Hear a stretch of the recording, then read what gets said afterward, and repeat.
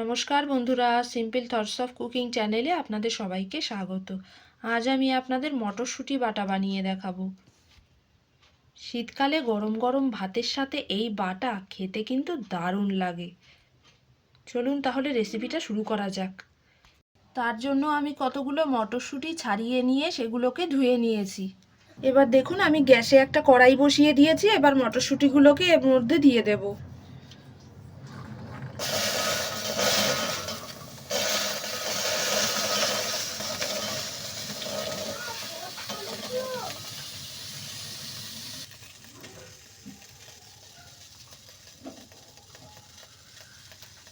এবার এর মধ্যে 4টে কাঁচা লঙ্কা দিয়ে দিলাম। এবার এর মধ্যে কিছুটা জল দিয়ে দেব।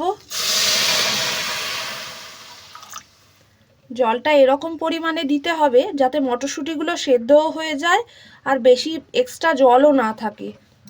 এবার অল্প লবণ দিয়ে কড়াইশুঁটিগুলোকে ঢাকা দিয়ে সেদ্ধ করে নেব।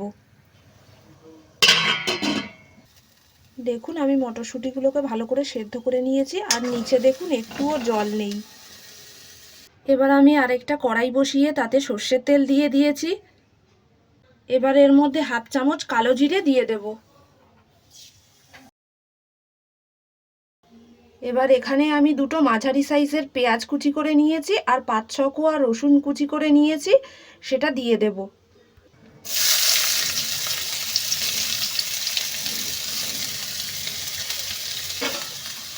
এবার একটু নাড়িয়ে নেব।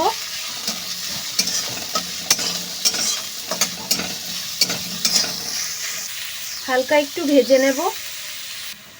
এবার দেখুন পেঁয়াজটা একটু নরম হয়ে এসেছে। এবার মটরশুঁটিগুলো দিয়ে দেব।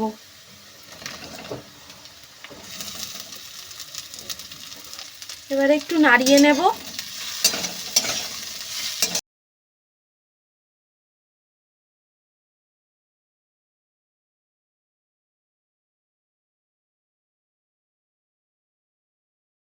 এবার দেখুন আমি 4-5 মিনিট নাড়িয়ে নিয়েছি। এবার গ্যাস থেকে নামিয়ে ঠান্ডা করে নেব। এবার দেখুন এটা ঠান্ডা হয়ে গেছে। এবার আমি একটা মিক্সার গ্রাইন্ডারের বাটিতে নিয়ে পুরোটা পেস্ট করে নেব। আপনারা চাইলে শিলেও বেটে নিতে পারেন। দেখুন মটরশুঁটি বাটা রেডি হয়ে গেছে। উপর থেকে সর্ষের তেল ছড়িয়ে পরিবেশন করুন।